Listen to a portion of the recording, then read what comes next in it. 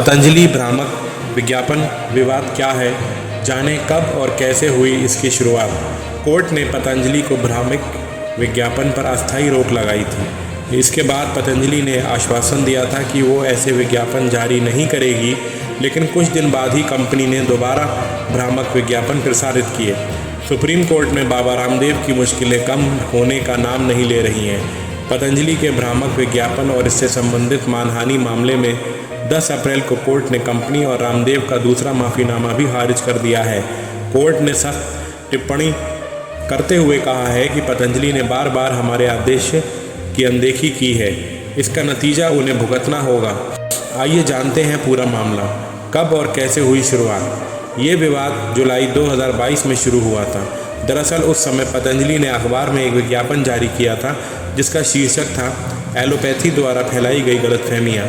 इस ऐड में पतंजलि ने आँख कान की बीमारियों, लिवर, थायराइड, अस्थमा में एलोपैथी इलाज और त्वचा संबंधी बीमारियों को नाकाम बताया था। विज्ञापन में ये दावा भी किया गया था कि इन बीमारियों को पतंजलि की दवाइयों और योग पूरी तरह से ठीक कर सकते हैं। कोविड की दवाई पर भी पतंजलि ने किए थे कई दावे।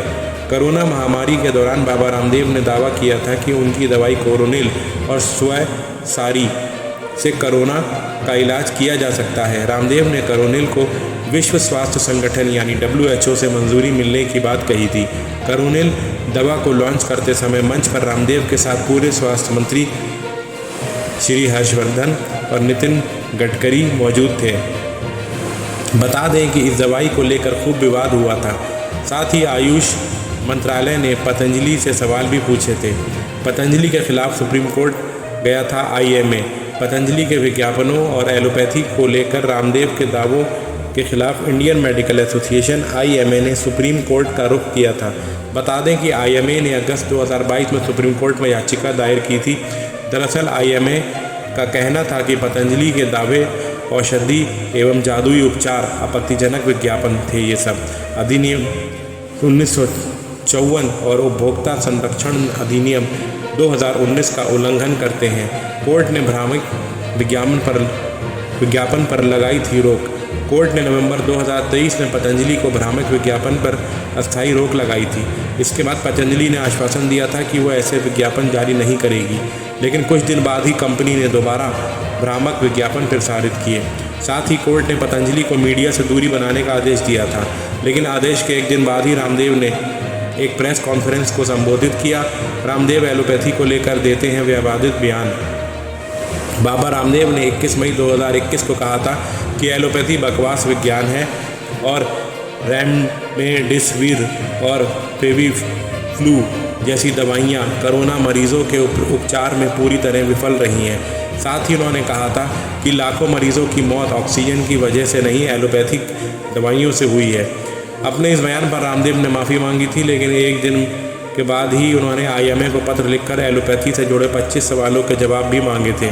विवादों में रही है पतंजलि ने 2015 में बिना लाइसेंस लिए आटा नूडल्स लॉन्च कर दिए थे। इसके बाद पतंजलि कंपनी को लीगल नोटिस जारी किया गया था। वहीं पतंजलि ने 2018 में गिलोय घनवटी पर 1 महीने आगे का निर्माण तिथि लिख दी थी।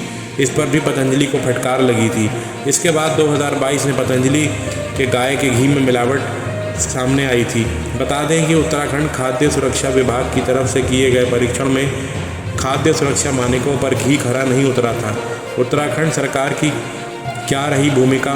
पतंजलि के उत्पादों और दवाइयों को बनाने वाली दिव्य फार्मेसी उत्तराखंड में स्थित है।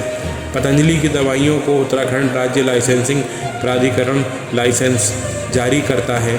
IMA ने इस मामले में औषधि एवं जादुई उपचार यानी आपत्तिजनक विज्ञापन अधिनियम 1954 के तहत कार्रवाई की मांग की थी, लेकिन उत्तराखंड सरकार ड्रग्स एंड कॉस्मेटिक्स कानून की धारा 170 के तहत पतंजलि को नोटिस भेजती रही। बता दें कि धारा 170 पर बॉम्बे हाई कोर्ट ने रोक लगा दी थी।